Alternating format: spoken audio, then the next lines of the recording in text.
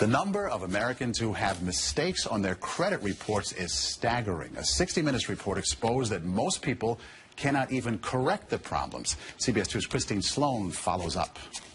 Meg Pasternak says a mistake on her credit report nearly destroyed her credit.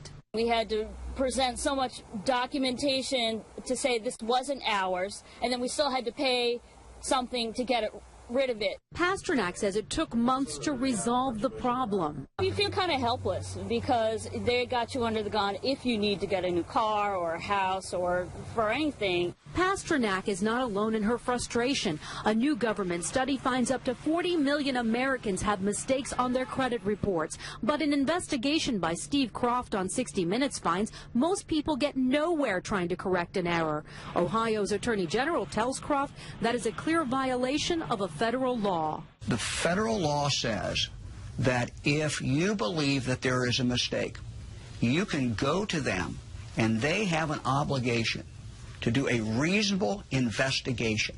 They're not doing a reasonable investigation. End result, if we're successful, is a deletion of that record from your credit report. The credit pros in Newark help people fight agencies like TransUnion and Experian. All the information they receive from a customer, they translate it into a code. They don't forward the letter and the proof of payment to the creditor.